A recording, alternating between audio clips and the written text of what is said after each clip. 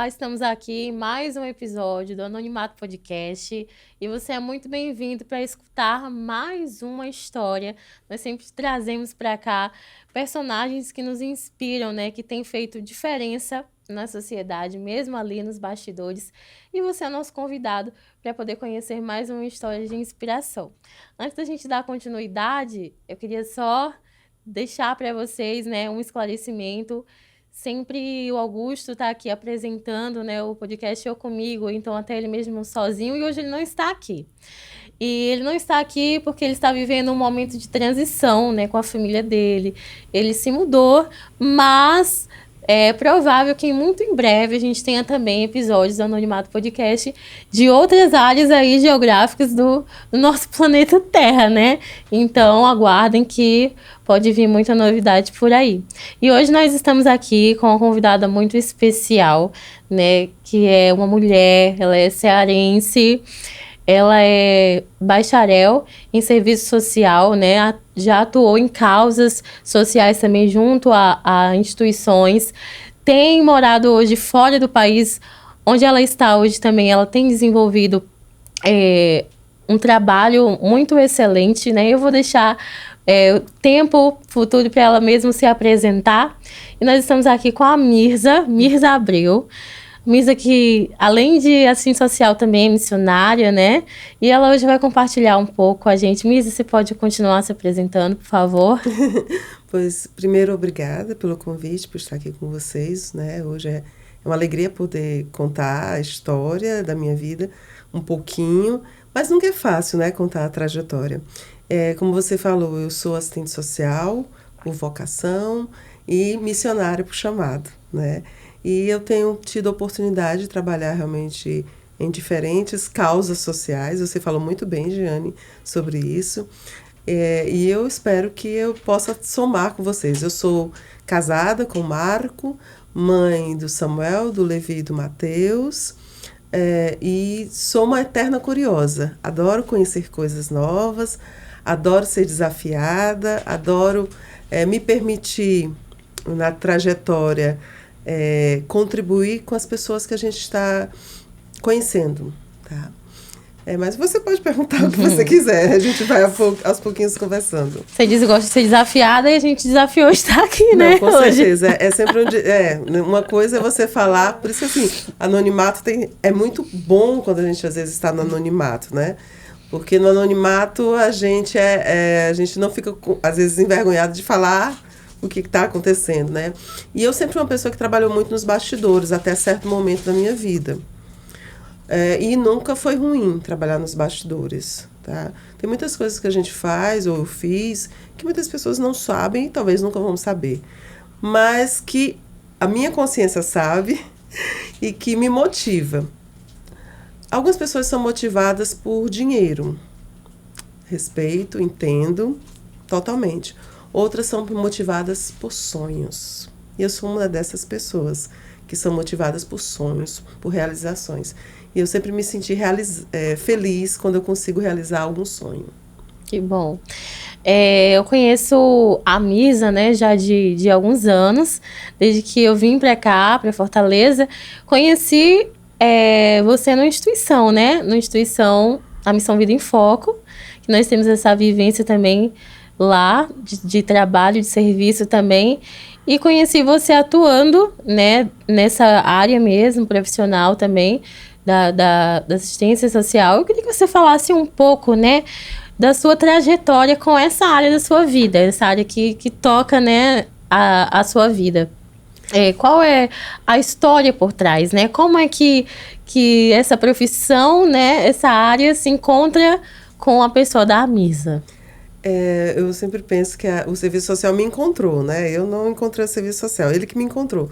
Eu tinha 14 anos, quando eu encontrei um papel que falava de várias profissões e lá na lista tinha assistente social.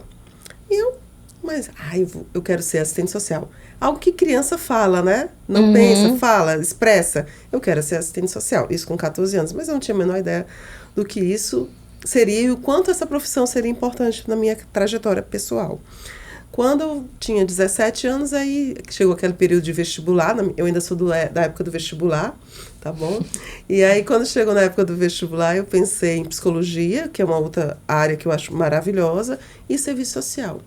Mas eu passei para serviço social e me encontrei nessa profissão, tá? Apesar de não ser uma profissão fácil, é uma profissão cheia de desafios, em que o profissional precisa estudar muito, ler muito, se dedicar não somente à leitura, mas também à escrita, porque a gente precisa produzir relatórios, textos, projetos, mas a gente consegue ver materialmente, e é maravilhoso quando a gente consegue ver, o esforço do nosso trabalho no desenvolvimento de uma comunidade, de uma pessoa.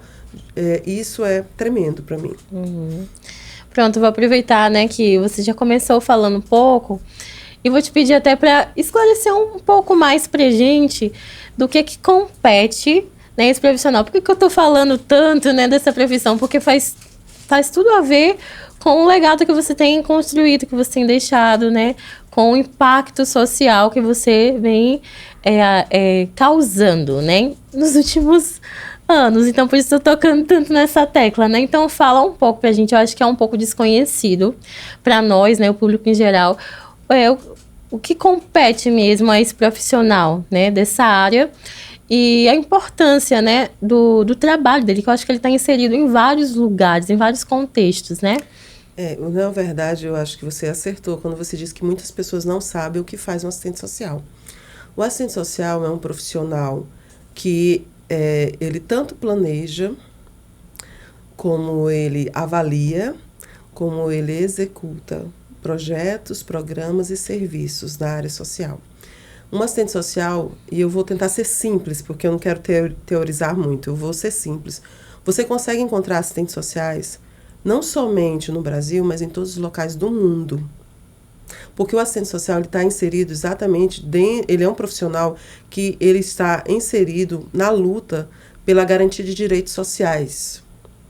E a ausência de direitos sociais, ou a ausência não somente de uma renda ou a questão da própria pobreza, ela existe em todo o mundo. Mesmo em países ricos, existe a necessidade de um profissional de serviço social. Você encontra um assistente social na educação, você encontra ele na previdência social, na saúde, na assistência social, em presídios. Você encontra assistentes sociais trabalhando com extensão rural. Você encontra assistentes sociais... Eu estou tentando lembrar agora de cabeça. Você encontra eles na zona rural, na zona urbana. Você encontra ele aqui no Brasil, no Ceará, como também em vários países da África, nos Estados Unidos. O assistente social, ele é um profissional que ele tem uma grande importância no enfrentamento da pobreza e no fortalecimento dos direitos sociais das comunidades ou das pessoas, dos indivíduos que eles atendem, né? O assistente social, ele é um profissional inserido no enfrentamento e na garantia de direitos sociais, como eu falei antes, que ele está enfrentando questões sociais muito difíceis. Tanto é que um profissional em serviço social, ele não pode ser um ser humano imaturo, porque ele não vai conseguir lidar com certas questões que a gente lida no dia a dia. E pode ser desde a questão da violência urbana, da questão do desemprego, do alcoolismo, da drogadição, né? Ou simplesmente da ausência de renda, da pobreza extrema, das pessoas em situação de rua, da violência doméstica. O assistente social, ele contribui de uma forma maravilhosa para a melhoria da nossa sociedade. Infelizmente, às vezes, na contramão disso, o salário não acompanha, às vezes a oferta de trabalho não condiz, mas isso é outra história que a gente não precisa falar aqui. Mas ele é um profissional que ele é motivado muitas vezes pela realização de uma causa ou pelo enfrentamento de uma questão social que toca seu coração ou toca a sua alma e faz com que ele se mova, né, para a melhoria daquela situação. Então, tem tudo a ver com o impacto social, né? Com aquilo que a gente fala aqui, né? Nesse podcast, que a gente sempre tem batido na tecla, tem tentado, né, trazer. Então, tem tudo a ver. E aí, Misa, como eu estava falando, né? Eu conheci você fazendo parte, né, de uma instituição que tem um papel muito importante, né, social, que está presente no enfrentamento a causas. Inclusive, foi um dos projetos dessa organização, né, que era um abrigo para crianças, né? Crianças que estavam nesse processo de destituição familiar, né? E eu queria que você falasse um pouco, contasse um pouco, né, dessa sua história nesse trabalho em específico, né? Como é que foi para você, o que você vivenciou lá, por exemplo, nesses anos que você viveu, e como assistente social, como você via também essa questão dessa problemática, né? Que você estava lidando diretamente, a questão da própria as problemáticas que envolvem as nossas crianças, né? A questão da adoção também, ou da reinserção na família. O que você pode contar pra gente dessa época? Tá. Realmente, eu tive várias diferentes experiências profissionais, tá? Eu tive experiências com planejamento urbano, tive experiências na área da saúde, na área de extensão rural, mas uma das experiências que sempre foi muito forte e que me acompanhou em toda a trajetória foi a experiência do enfrentamento da violência contra crianças e adolescentes. Então, quando eu recebi o convite, na época, pela instituição da Missão Vida em Foco, para contribuir com o trabalho que eles estavam fazendo já há um ano como assistente social da unidade de acolhimento, foi muito fácil aceitar, porque já era uma causa que movia o meu coração, a questão das crianças que são vítimas ou por omissão, ou por violência física, sexual, seja qualquer forma. Tá? Então, isso é uma das causas que sempre me moveram profissionalmente e no âmbito pessoal. Então, a unidade de acolhimento, uma criança ela vai para uma unidade de acolhimento quando todas as outras coisas falharam. Quando todos os outros esforços, tanto das políticas públicas, como da sociedade civil, como da família, falhou. E aí a criança precisa sair do seu núcleo familiar, que não deve ser mais seguro, por isso que ela saiu, para uma unidade de acolhimento, que é aquilo que a gente conhece antigamente como abrigo. Tá? Então, as crianças que vão para um abrigo, elas vão porque tudo o resto falhou. Certo? Então, elas estão numa condição que a gente chama de risco social. Elas estão em risco de não conseguirem mais voltar para uma família, não terem mais... Porque ninguém gosta de estar no abrigo. O abrigo é a última escolha, é a última porta. Tá? E, às vezes, algumas crianças que entram por essa porta não conseguem sair. Atingem a maioridade e não conseguem se inserir novamente ou na sua família ou em outra família. E isso é um grande desafio, porque todo mundo quer ter uma família. Todo mundo quer ter um pai, um bom pai e uma boa mãe. Né? Ninguém quer estar num local institucionalizado. Não é esse e não é isso também o esforço que se faz. O esforço que se faz é que a criança ela possa ter o seu direito garantido. E no Brasil a gente tem várias leis que falam sobre isso. Uma delas é o principal Estatuto da Criança e do Adolescente, que fala que a criança ela tem direito de crescer num ambiente saudável, num ambiente acolhedor, num ambiente seguro. Tá? E a unidade de acolhimento é essa última porta de possibilidade dela ficar segura até que se você consiga levar ela para alguma família. Tá? Agora, esse processo, da hora que a criança entra numa unidade de acolhimento ou no abrigo, até ela ser inserida em uma família, é um processo lento e difícil. Difícil não somente para a criança, principalmente, mas também para toda a rede de proteção que está em volta dela. Né? Porque são várias pessoas envolvidas para que aquela criança esteja segura e possa ter o seu direito garantido de convivência familiar. Mas é um desafio possível também de vencer, não é impossível. Tá?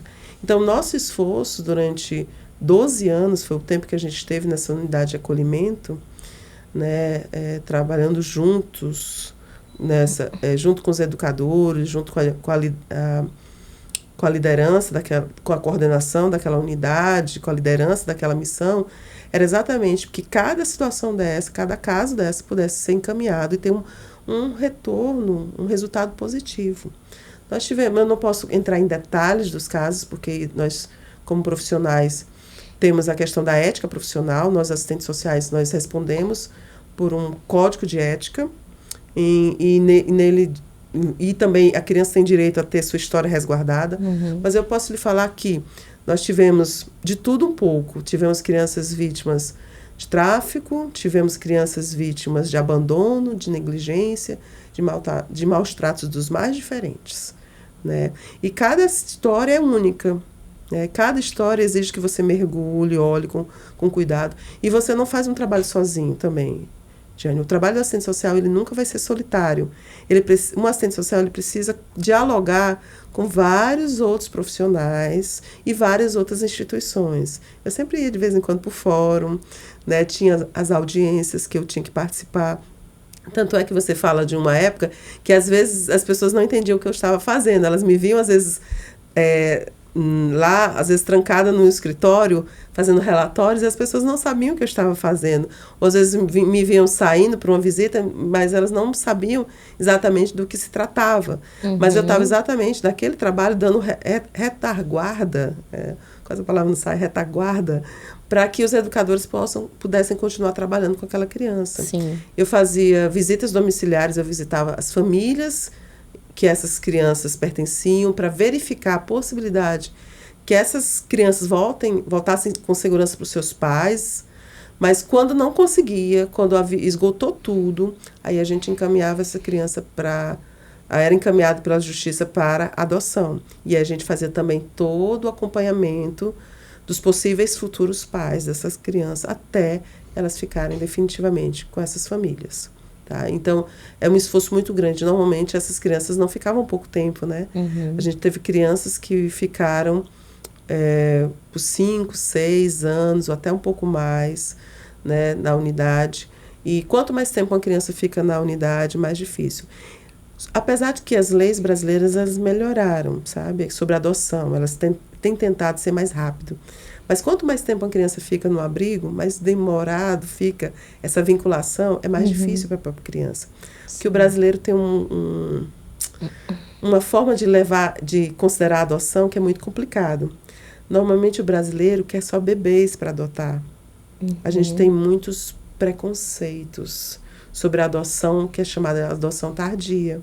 Às vezes a gente não imagina que uma criança de 5, 6, 7, 12, um adolescente, pode sim ser o seu filho, que você tanto precisa, né? E você pode ser o pai que esse adolescente ou essa criança está precisando. Então, muitas pessoas, quando entravam nas filas de adoção no Brasil, esperavam receber um bebê. Sim. Porque entendiam que iam moldar a personalidade do bebê e ele ia ser do jeito que ele sonhou com ter um filho. E isso não é amor. Eu já escutei algumas vezes, né, a respeito disso, assim, falas, né? De muitas pessoas que têm medo de adotar uma criança maior ou até um adolescente pela questão, assim, do que vem com ele na história dele, né? E parece que com o bebê vai ser diferente, porque ele já vai ser criado ali naquele ambiente da própria família. Mas existem muitas falas, muitos pensamentos assim, né? Há um tempo atrás, inclusive, eu estava conversando com uma moça que ela tem até um perfil, né, no Instagram que ela fala exatamente sobre adoção. Ela começou a falar sobre adoção porque a vida dela se entrelaça com a adoção, né? Ela também é mãe adotiva.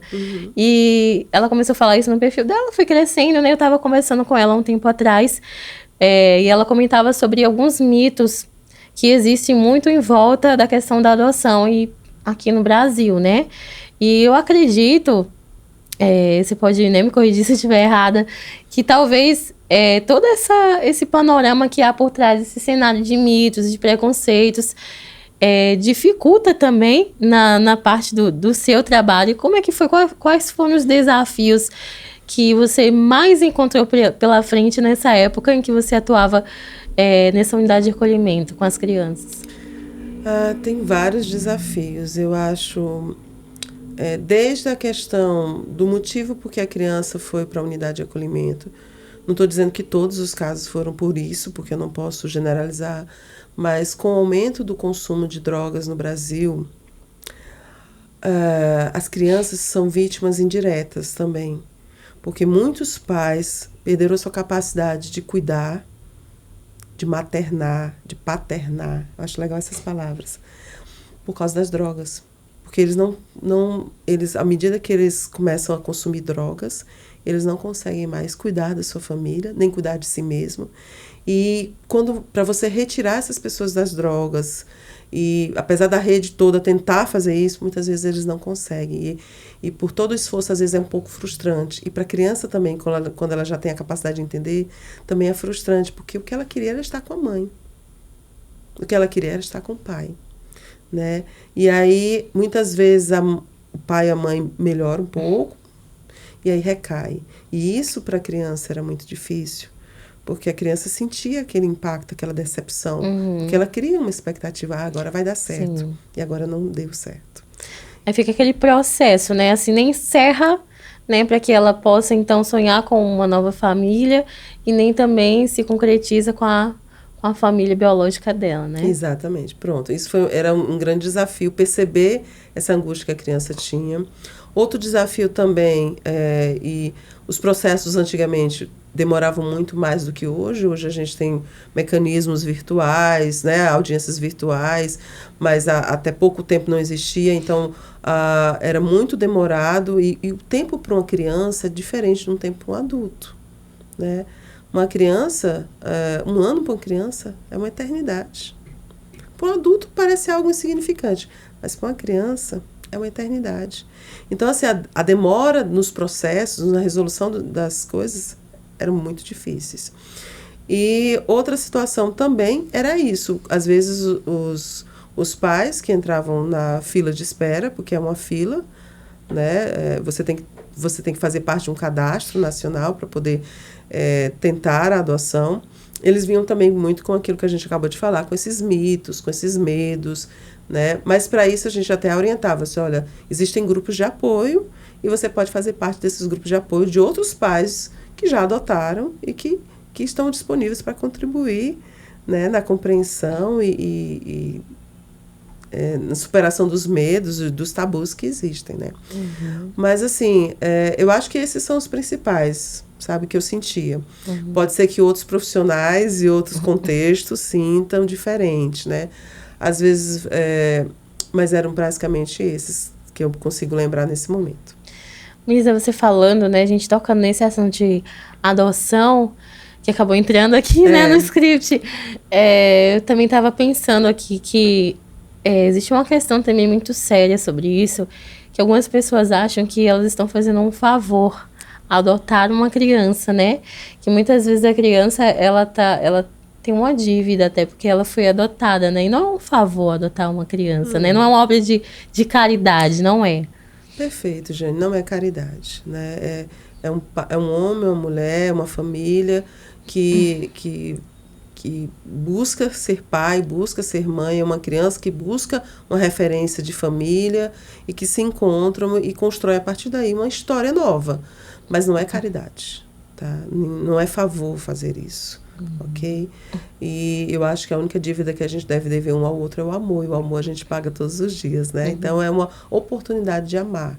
Eu acho que a adoção é uma oportunidade de amar, que para algumas pessoas vale muito a pena. Pelo menos as histórias que nós tivemos, que acompanhamos nesses 12 anos, a gente viu os casos que retornaram para as famílias, os casos que foram para a adoção, né?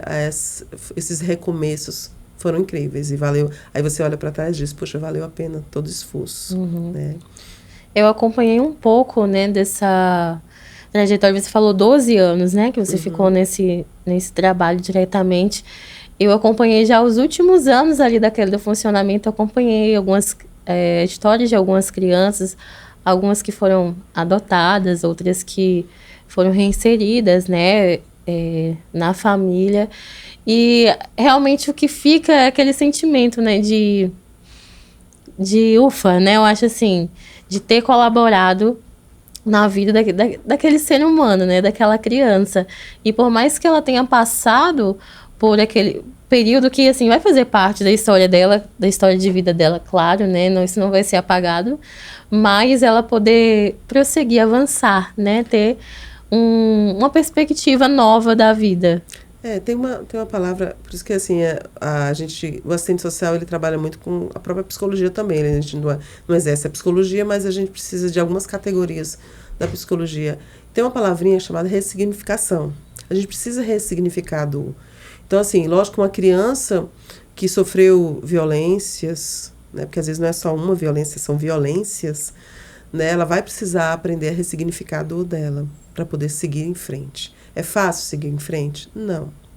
Mas se ela tiver esse apoio, esse acolhimento, essa família generosa, não no sentido de caridade, mas generosa no sentido de amor, disposta a passar também junto com ele esse processo de ressignificação, vai valer muito a pena. E é isso que a gente tem visto, né? Vale muito a pena a adoção. Eu acho que a gente tem que diminuir o nosso nível de medo e buscar conhecer mais o que está acontecendo, ouvir outras experiências de pessoas que foram adotadas e saber que existem histórias maravilhosas, encontros maravilhosos nisso e que duram a vida toda, né? E que caminham juntos. Então, assim, as experiências que a gente teve foram muito boas, né? Misa, teve alguma experiência ruim? Eu não lembro. Deve ter tido, talvez, mas eu não lembro. O que marcou para nós foram as boas experiências e o que marcou para nós foram esses recomeços, essas ressignificações, né? E eu sou muito grata por ser uma assistente social. Eu sempre digo que eu sou uma assistente social feliz pela profissão que eu escolhi, né? Eu sei que nem todo mundo é feliz com a profissão que escolheu ou que tem, mas eu fui feliz enquanto assistente social e isso caminha comigo, né? Isso caminha junto comigo, tá? E aí e isso vai caminhar sempre. Eu não consigo dissociar mais a missionária e a assistente social, né? Eu até conversei contigo antes, né? A gente falou antes, eu sou uma missionária bivocacionada. O que é isso? Eu tanto sou uma profissional quanto eu sou uma missionária, e caminha junto e não há conflito. Eu consigo caminhar sem sofrimento e atuar eticamente como profissional, entendendo meu papel, fazendo o que eu devo fazer, mas entendo também como missionária, como uma mulher cristã, que isso é a minha ferramenta de trabalho para fazer aquilo que talvez apenas como missionária eu não seria capaz de fazer. É isso mesmo.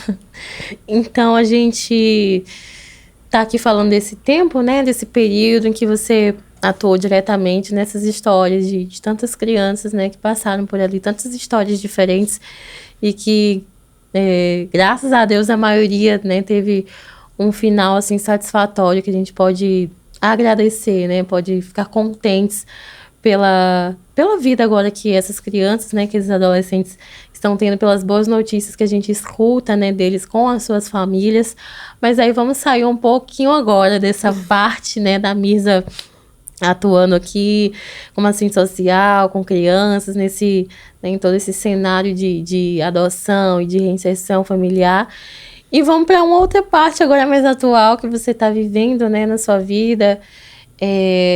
Você tem quantos anos mesmo que você está morando fora do Brasil? Eu estou desde 2019, né, desde março de 2019 que eu moro na Finlândia, que para quem não sabe, a Finlândia é bem ao norte do mundo, né? E eu moro numa cidade chamada Jyväskylä, que é uma cidade de mais ou menos 130 mil habitantes. E é interessante que, mesmo com essa sua transição, né, com essa sua mudança de país, de continente, né, a sua vocação, posso dizer assim, continuou te acompanhando, assim, o seu coração de se doar a outras pessoas, de viver também para causas, né? Ainda que o seu trabalho, a sua atuação hoje lá seja diferente do que você viveu aqui no Brasil, mas você também tem lá se doado por uma causa, né? Também tem feito diferença na vida de pessoas. E eu queria que você falasse um pouco sobre isso. A gente está no mundo hoje vivendo esse contexto, né? De tantos problemas, tantas coisas, inclusive guerras, né? E com tudo isso surge a questão dos refugiados também, né? Que é um grande ponto importante da gente falar hoje, né? Da gente dar voz mesmo, trazer para a fala, né? E você tem atuado mesmo nessa área, né? Com refugiados hoje lá na Finlândia. Então, fala um pouquinho pra gente, assim, como começou, como veio, então, esse start da Mirza que atuava nessa área com crianças, agora está na Finlândia, está atuando com esse outro público. Como tudo isso começou? Quando você migra, você, no caso da Finlândia, eu precisava estudar o idioma, porque na Finlândia você não existem muitas pessoas que falam inglês, mas para que você possa ser integrado completamente no país, que essa é a palavra que eles usam, a integração, você precisa dominar o idioma. Então, eu precisava estudar o idioma, então eu fui estudar o finlandês, e na minha sala de aula só eu era brasileira, só eu falava português, e a maioria dos meus colegas de sala eram refugiados.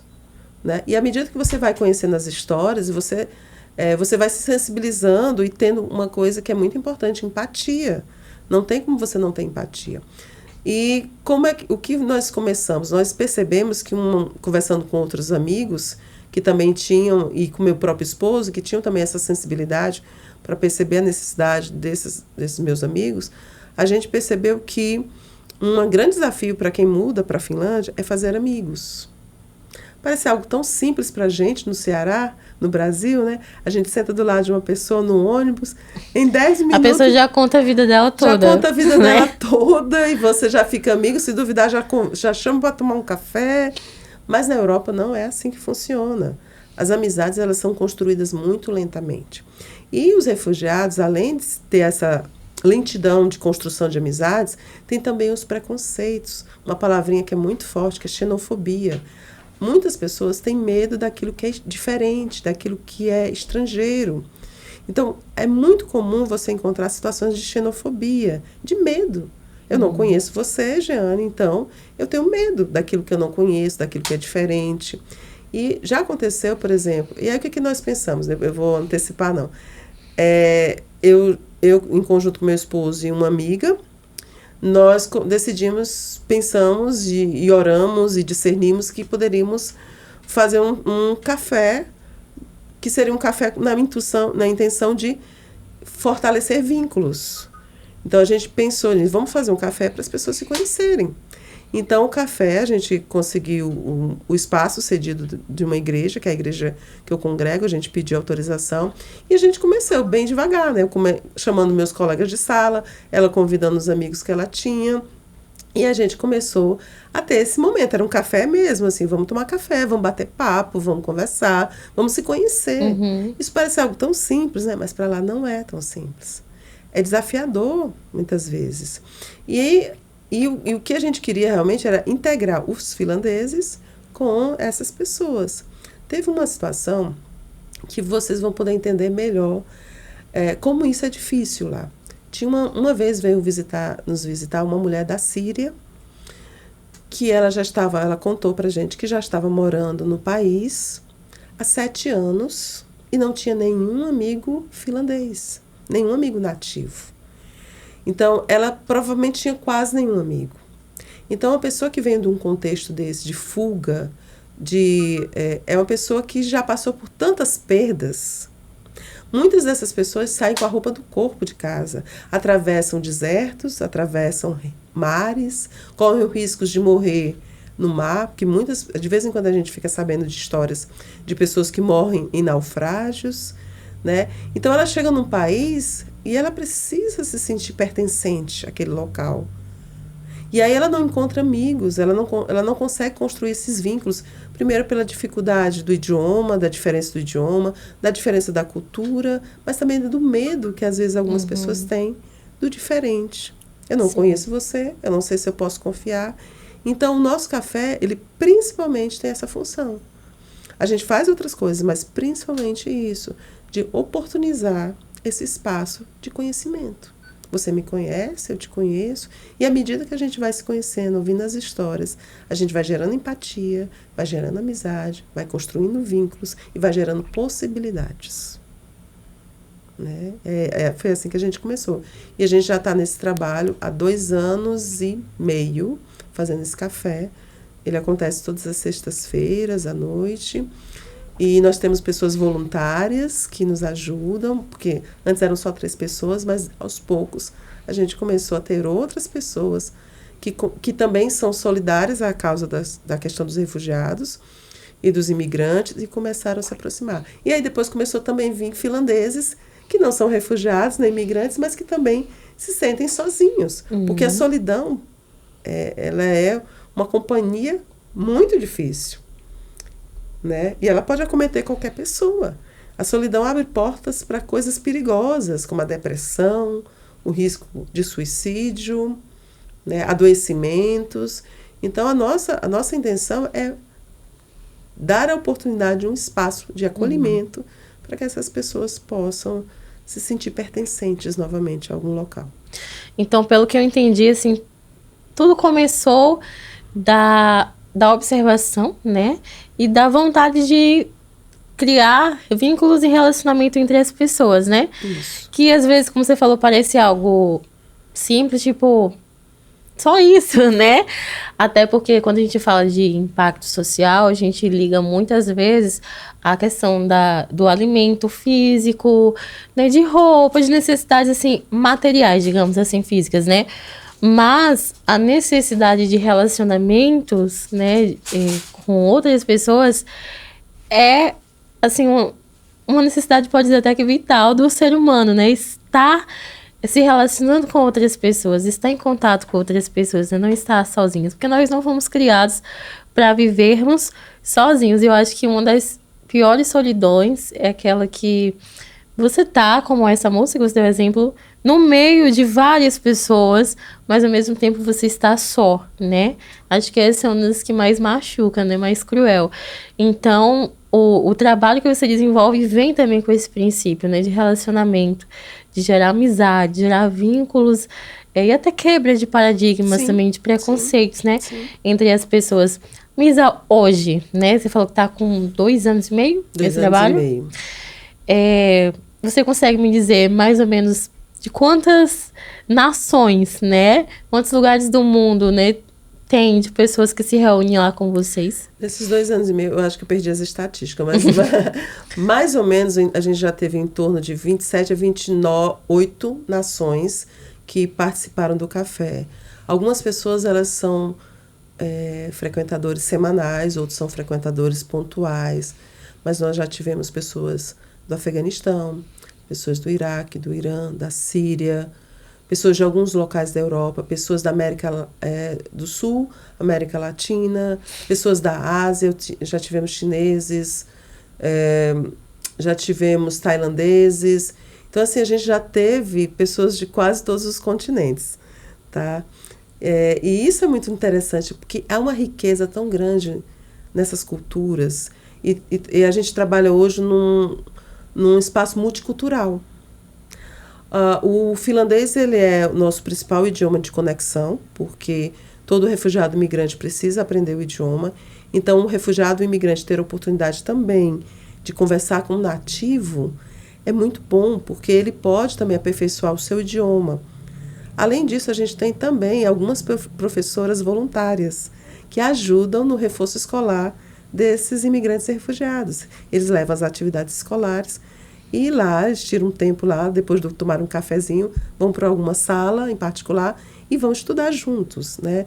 Então, assim, e a gente já teve algumas vitórias, sabe, assim, muito interessantes, assim, de pessoas que a gente está acompanhando terem terminado o ensino médio, porque nem todo mundo, principalmente as mulheres no mundo, têm as mesmas oportunidades.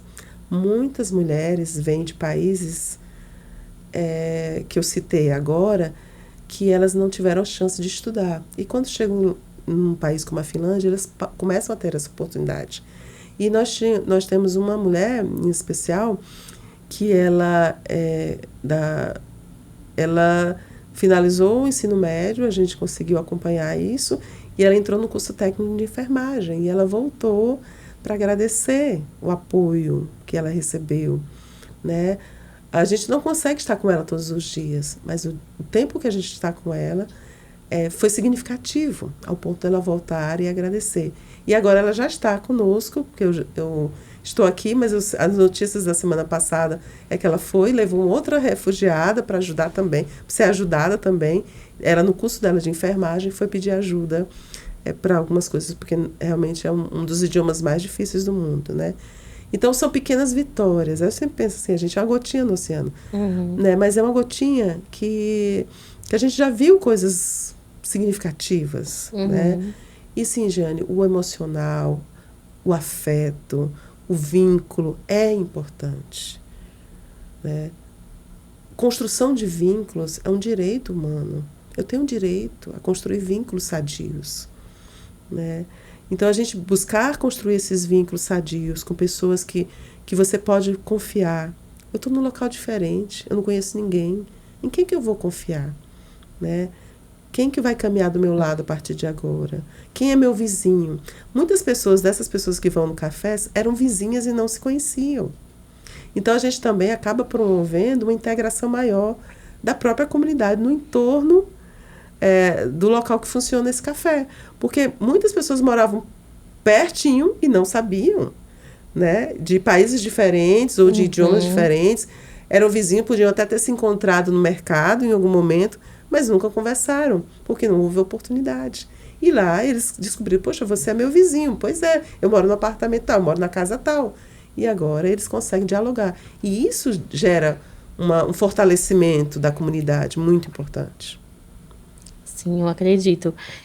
Então, hoje, as atividades lá funcionam assim, com esse café. E vocês têm também, nesse café, voltado só para adultos? Ou vocês têm também outras faixas etárias lá, como adolescentes, crianças que frequentam também? Pronto, nós tivemos os refugiados que têm crianças, eles podem levar os filhos, porque a gente sempre diz que é um momento para a família.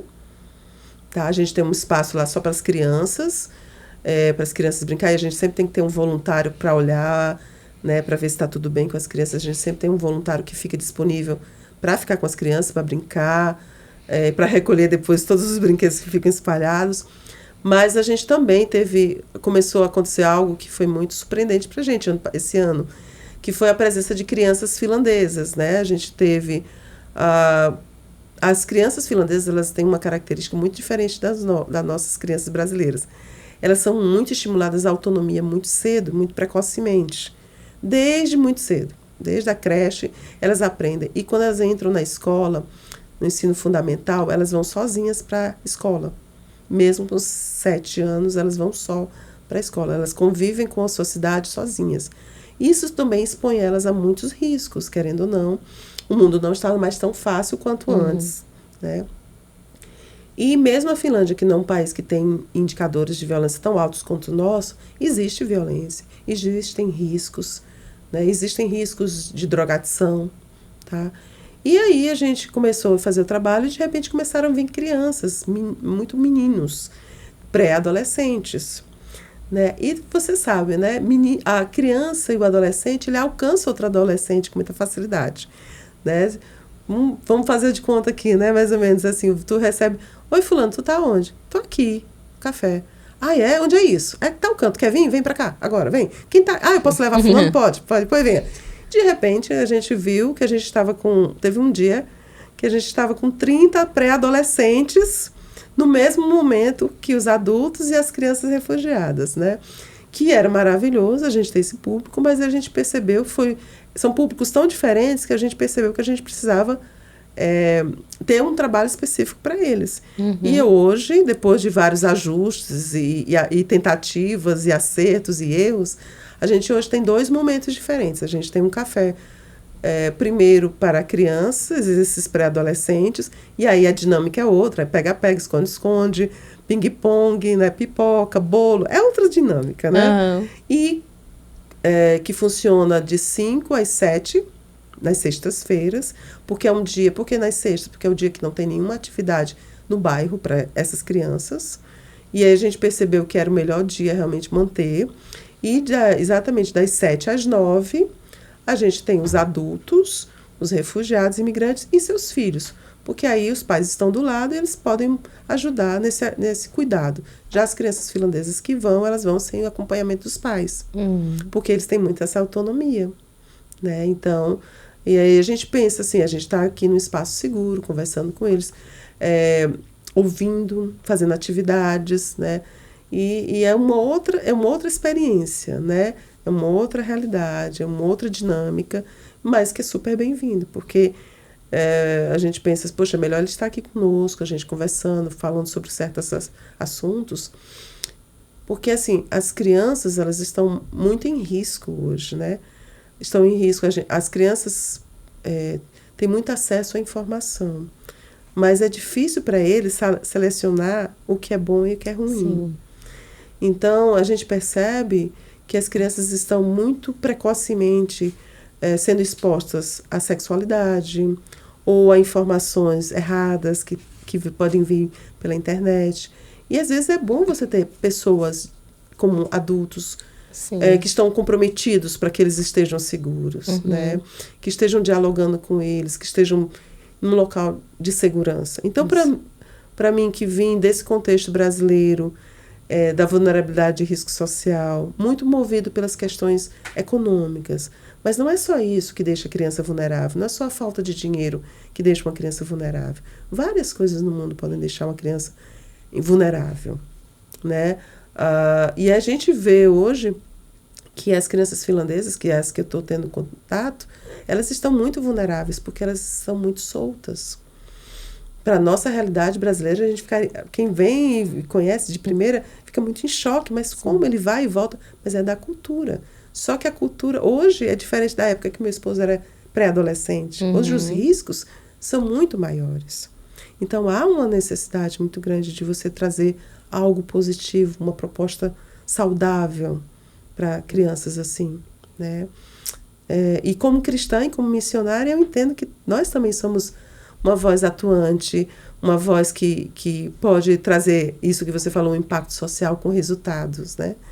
E o que a gente aguarda, o que a gente espera é que essas crianças possam continuar seguras, possam ter um caminhar diferente, ter outras oportunidades de ouvirem coisas diferentes que elas não tiveram antes, né? Então, tudo isso se tornou tanto um gerador de vínculos, né, de relacionamento entre as pessoas e pessoas de culturas diferentes, quanto também esse ambiente seguro para as crianças também, né, poderem estar ali, estar ouvindo boas coisas, né, até aprendendo também de uma maneira correta.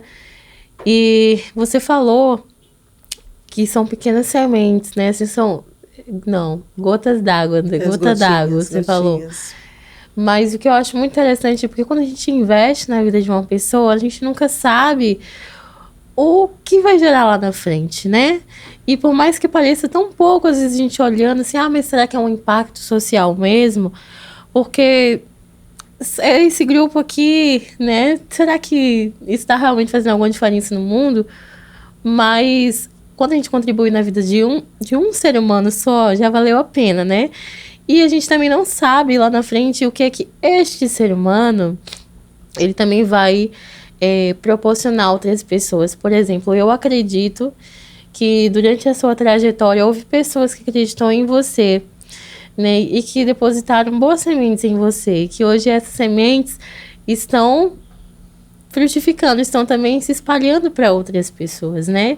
Quando a gente faz isso também, a gente não está só cuidando dessa geração, a gente está cuidando de outras gerações futuras também, né? Eu acredito assim.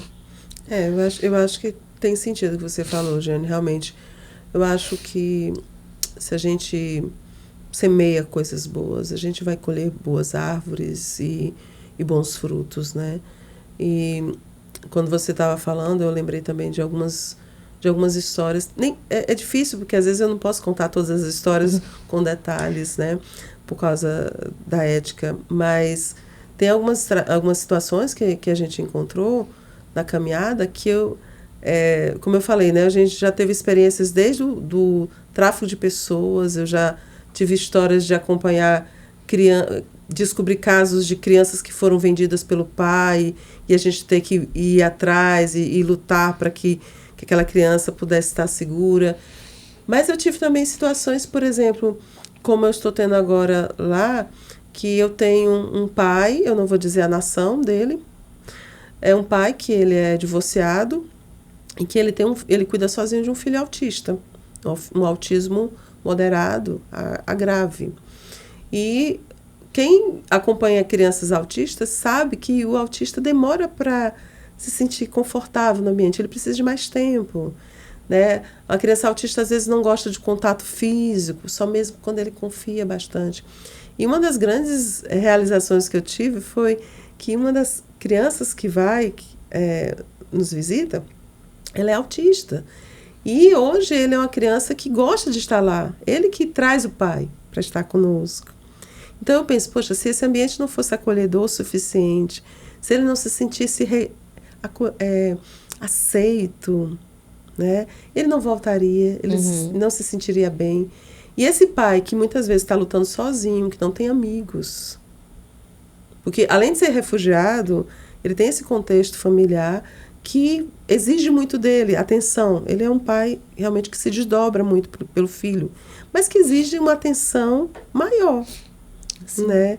Então, o espaço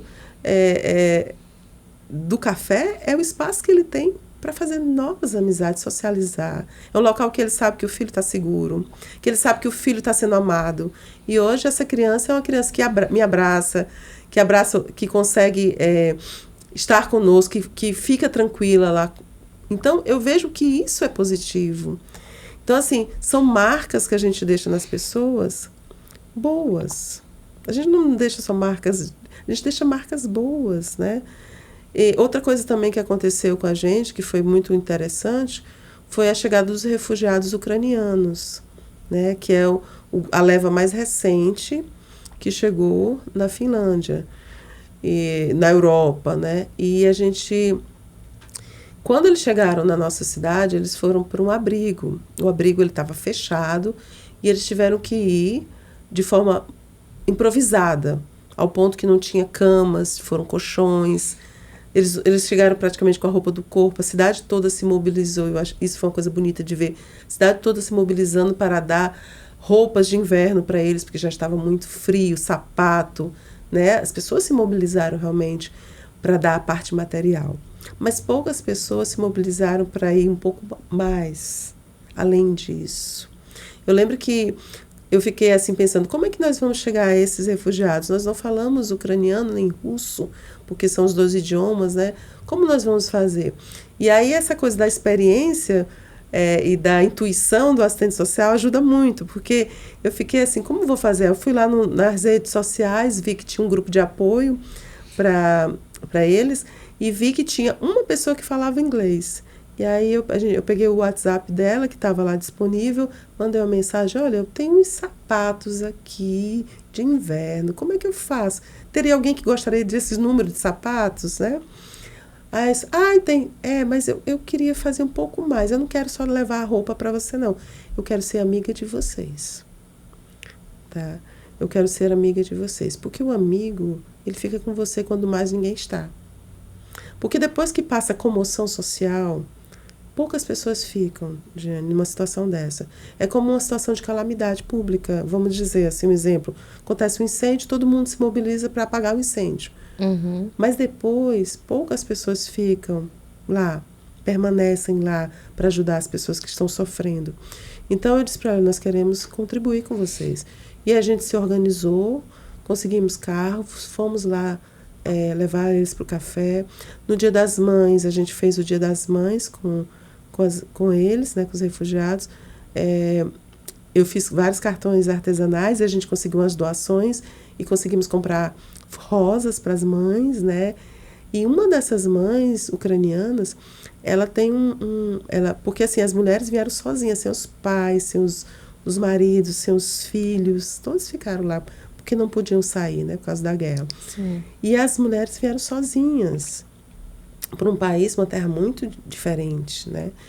E uma dessas mães, ela tem 2 filhos que são a diferença muito pequena de idade.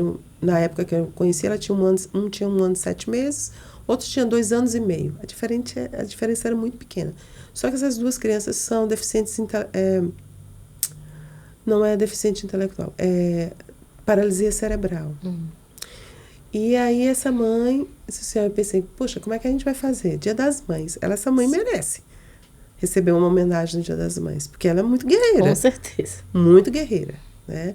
E aí a gente conseguiu, com o pastor da igreja, ele conseguiu um carro maior E ele foi buscar elas e a gente conseguiu fazer uma homenagem para o Dia das Mães para elas. E eu fiquei muito feliz por ter elas lá, ter a oportunidade de fazer um gesto que parece tão simples, e é simples. Uma rosa, um cartão. Deus sabe como é que eu fiz esse cartão, mas tudo bem, eu não sou tão artística assim, mas ver que elas, sabe, o abraço que acolhe, o bem-vindo. A gente aprendeu até a falar bem-vindo em ucraniano. Todo mundo botou um crachazinho com os nomes, botamos cartazes, né, dizendo palavras não só de solidariedade, mas palavras de esperança, né, dizendo para elas em ucraniano: a tristeza pode durar a noite, mas a alegria vem pelo amanhecer. Então, assim, trazendo palavras de esperança, né? Isso a gente tem, e a gente tem que oferecer o que a gente tem, né? E a gente oferece isso e se alegra, porque a gente vê que tem resultado isso, né? E o resultado é ver elas... tá difícil para elas, é muito difícil, mas elas não estão só, né? Lógico que onde elas querem estar é no seu país, mas enquanto elas estiverem conosco, a gente podendo caminhar perto delas, elas sabem que podem contar, né?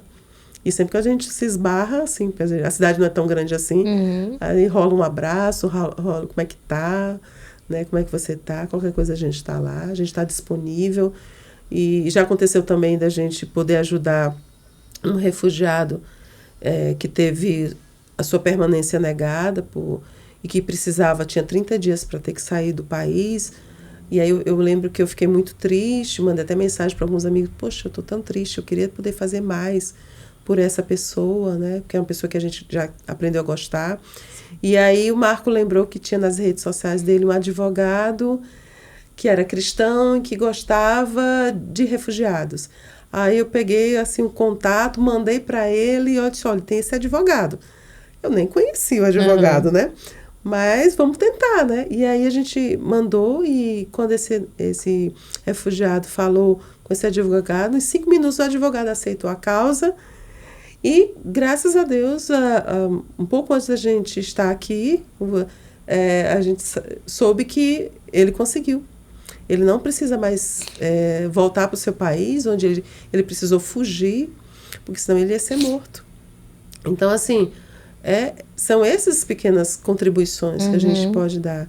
Mas eu sei que isso nos motiva a continuar, né? Mesmo em dias frios, né? Mesmo em dias que ninguém está vendo o que a gente está fazendo, mas não precisa, né? Tanto é que o nome aqui do programa é Anonimato. Às vezes a gente está no anonimato, é confortável, é bom também, não é ruim, não.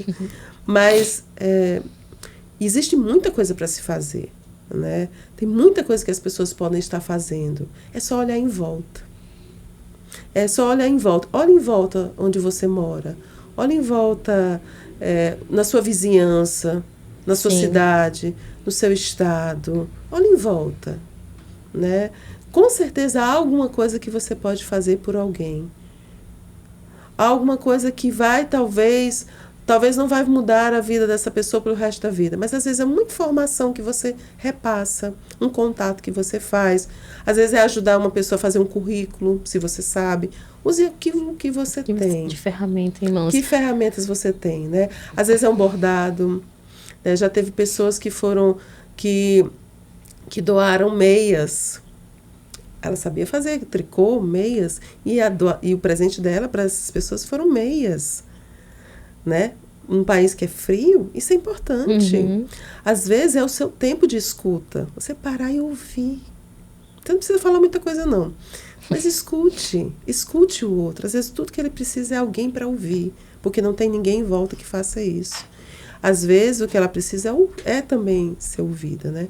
Nós também já tivemos oportunidade de fazer visitas em hospitais de alas psiquiátricas, de pessoas que estavam se sentindo muito sozinhas, sabe? Então, são pequenas coisas que a gente pode estar contribuindo na vida das pessoas, né? E eu não preciso receber dinheiro para isso. Se você perguntar, você ganha alguma coisa financeiramente para isso? Não.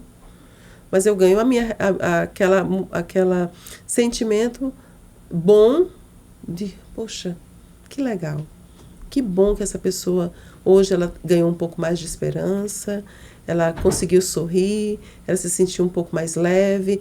Que bom que ela conseguiu, através do reforço escolar, avançar um pouco mais no idioma e conquistar um espaço dentro daquela sociedade que, às vezes, é tão difícil de entender, né? Então, são essas coisas. Pequenas, grandes contribuições, né? Você tocou no ponto-chave que eu acho que é... Eu acho que todo episódio aqui tem uma mensagem mais central que pode ficar para as pessoas. E nesse, eu acho que você já até falou um pouco, né? Que eu ia comentar. O olhar em volta. Porque eu escuto muito aqui das histórias é sempre que as pessoas, elas estavam atentas ao que estava acontecendo ao seu redor, às necessidades, às carências ao seu redor e decidiu começar a fazer algo por isso, a se doar de alguma maneira, muitas vezes até sem ter muita coisa, mas usando aquele pouco que tinha, né? E então acho que dentro disso, né? Você acha que o que você diria para as pessoas que estão assistindo, né? Hoje o mundo está assim, tão fechado as pessoas, né, em si mesmas, né, no seu próprio umbigo, que está tão difícil a gente perceber quem está do nosso lado, quem está ao nosso redor. Então, assim, que mensagem de encorajamento você deixaria para quem está assistindo, acompanhando esse podcast, né? De importância desse olhar mais atento. Eu acho que uma coisa que é muito importante, Jane, é saber que, por menor que seja essa contribuição, realmente ela vai poder impactar uma vida. Independente se ela vai impactar uma vida, ela vai impactar a sua vida. Eu acho que... Porque também não é um ato tão generoso, não. Quando a gente faz algo pelo outro, a gente também está impactando a nossa própria vida. A gente está trazendo um sentido de existência que é muito importante. Eu não existo apenas para comer, dormir, casar, ter filhos. Eu existo para promover algo especial nessa terra. Eu entendo assim. A minha existência, ela não pode ser sem sentido ou uma existência apenas imediatista. Uhum. Eu acho que a gente fala muito hoje de legado, né? A gente usa muito essa expressão.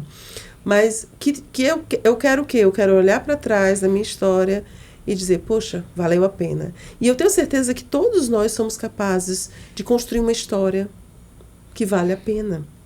Mesmo aquelas pessoas que estão frágeis, que estão vivendo momentos difíceis na sua vida. Porque você mesmo falou, hoje o mundo está tão egoísta, né? A gente não usou essa palavra, mas é isso. Nós estamos tão egoístas. Pois a gente é capaz de romper esse egoísmo se a gente simplesmente olhar em volta e usar aquilo que Deus tem nos dado já como ferramentas. Porque toda boa dádiva, todo dom é dado por Deus. Então a gente é capaz de usar essas ferramentas, sejam quais forem, para que a nossa sociedade, que o nosso mundo, pelo menos o mundo que me cerca, possa ser transformado. Porque a gente não tem que se conformar que as coisas não estão boas. Eu posso ser um agente de transformação, né? A gente falou sobre impacto com resultados, né? Impacto social. Esse impacto social é quando você termina e olha para trás e faz a avaliação final e vê que alguma coisa mudou. Sim. Então, nós podemos ser aqueles que contribuem para que haja realmente uma mudança real nessa sociedade que nós estamos vivendo, mesmo ela sendo tão diferente do que a gente sonha. Mas eu faço parte daqueles que não desistem, que não desanimam, que acreditam, sim, que é possível, que gostam de falar da palavra esperança o tempo todo. É uma das palavras que eu mais uso em finlandês, que é toivo, esperança. Eu acredito muito nessa palavra esperança, porque há 3 coisas que permanecem: a fé, o amor e a esperança, e a maior deles é o amor. Então, se eu vivo nisso, se eu me movo nisso, as coisas não vão ser as mesmas, nem na minha vida e nem na vida das pessoas que estão à minha volta. É muito inspirador ouvir tudo isso que você compartilhou com a gente, né? Todas essas histórias, esses testemunhos, né? A gente pode dizer que você vivenciou de perto na sua trajetória aqui no Brasil, também que você está vivendo lá na Finlândia. E é tão bom, né? A gente ficar aqui conversando, ouvindo, né? Falando sobre coisas tão importantes, né? Mas a gente está chegando no final do nosso episódio, né? Estamos chegando no nosso encerramento. Eu queria agradecer a você ter aceitado o desafio, ter aceitado o convite de estar aqui conosco, de compartilhar um pouco da sua vida, daquilo que você tem feito, né? De nos inspirar, né? Inspirar a mim que estou aqui conversando com você, inspirar também aqueles que irão ter acesso, né? A esse podcast, irão assistir, irão escutar. Então, muito obrigado por estar aqui, né, com a gente hoje. E eu quero agradecer também a você que está assistindo, que está acompanhando, que sempre está interagindo, participando do nosso podcast, né? Muito obrigada. Continue nos dando essa força, né? Compartilha com outras pessoas esse podcast de hoje, outros podcasts que a gente já tem. Deixe nos comentários algo também, uma mensagem, né, que você queira deixar, alguma sugestão. E fica aqui com a gente, né? A gente sempre tem história boa para poder contar. Também nos siga nas nossas redes sociais, né? Nós temos lá o perfil no Instagram também, do Anonimato Podcast, do Ágil Comunicação, que é a ONG, né, que deu vida a essa iniciativa desse podcast. Você pode contribuir também se você quiser se envolver, né, com a instituição, a Ágil Comunicação, com o Anonimato Podcast também, tem contato com a gente. Misa também tem como se envolver com o trabalho que você faz hoje? Sim, vocês podem entrar através do nosso Instagram, né, missionfoxlife.fi, FI, né? Então, vocês podem entrar em contato conosco e a gente responde, a gente pode pensar em parcerias, pode pensar em tantas coisas, né? E, às vezes, como eu falei, né, cada um tem uma ferramenta que eu não tenho e pode, de repente, vir a somar conosco, né? Mesmo estando tão distante, às vezes, geograficamente. Sim. Bom, gente, então é isso. Muito obrigada e até o próximo episódio.